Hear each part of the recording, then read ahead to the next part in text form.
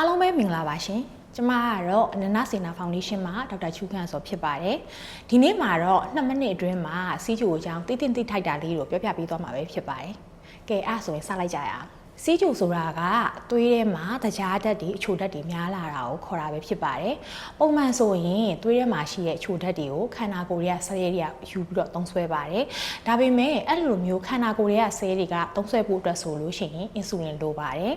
အကြောင်းမျိုးမျိုးကြောင့်အင်ဆူလင်မထုတ်နိုင်တော့တာပဲဖြစ်ဖြစ်ဒါမှမဟုတ်ရင်အင်ဆူလင်ထုတ်ပေမဲ့မတိုးတော့တာပဲဖြစ်ဖြစ်ဒီလိုအခြေအနေမှာဆိုလို့ရှိရင်သွေးထဲမှာတကြားဓာတ်တွေအချိုဓာတ်တွေပိုပြီးတော့များလာပါတယ်ဒါဆိုရင်တော့စီးချိုယောဂစတင်ပြီးတော့ဖြစ်ပေါ်လာပါတယ်သွေးထဲမှာတကြားတဲ့အချိုဓာတ်တွေများလာရင်ပဲဖြစ်ဖြစ်ဒါမှမဟုတ်လို့ရှိရင်စီးချိုသွေးချိုယောဂဖြစ်တာကြာလာရင်ပဲဖြစ်ဖြစ်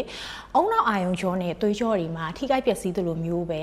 အုံနောက်နှလုံးနဲ့ကြောက်ကပ်ယောဂတွေကိုရင်းကလီစာတွေပျက်စီးတတ်ပါတယ်ရှင်စီးချိုယောဂကိုအမျိုးအစားခွဲခြားမယ်ဆိုလို့ရှိရင်အသက်ငယ်ငယ်တွေကဖြစ်တဲ့အမျိုးအစားတစ်စီးချို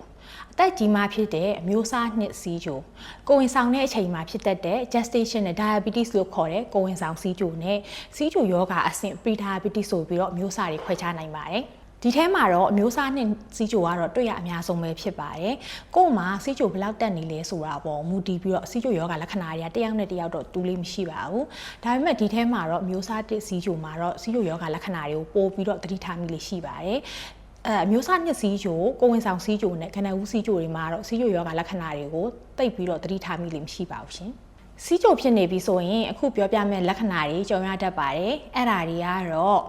ရေခဏခဏတောက်ချင်တာရေခဏခဏစားတာအာကောင်ခြောက်တာစီးခဏခဏသွားတာ